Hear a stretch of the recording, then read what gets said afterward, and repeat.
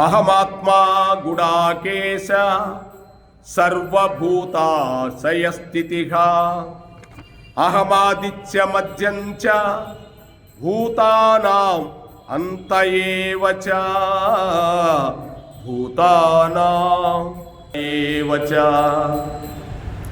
సమస్త భూతముల మనసులందున్న పరమాత్మ స్వరూపుడు నేనే.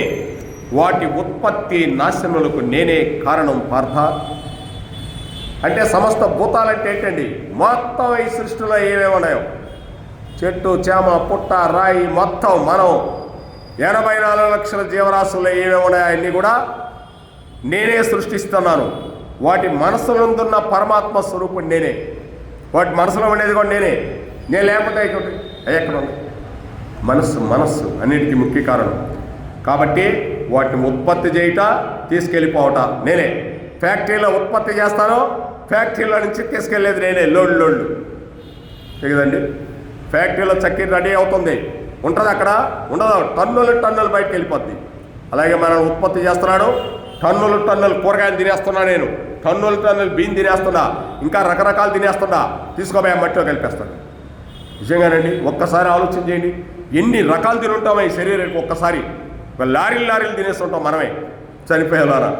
ఎక్కడికి పోతుంది? ఏం చేస్తున్నాడు? ఆయనే ఉత్పత్తి వినాశములకు కారణం. ఆయన లేకపోతే ఎక్కడుందండి? ఎవరు అరిగిస్తారు? నీ జీర్ణశక్తిని కూడా నేనే అద్దునా. నువ్వు తినే జీర్ణశక్తిని కూడా పచ్చనం చేసేస్తున్నా నేను కూర్చొని లోన. నేను తినేస్తున్నా, ఏం తింటున్నానో లోనికి వెళ్ళిపోతుంది. ఆ బయట తినేటి చూడండి, తినేస్తున్నారు. పాపం కృష్ణ పరమాత్మ లోన కూర్చొని వీడు ఏదేదో తినొచ్చాడా ఆ రాత్రి అని చెప్పి ఆయన దంచుతూ కూర్చోవాలా. అదేదో పానీపూరి గోనీపూరి అని తింటుంటారు కదా, రకరకాల నూనెలు అన్నీ వేస్తుంటారు.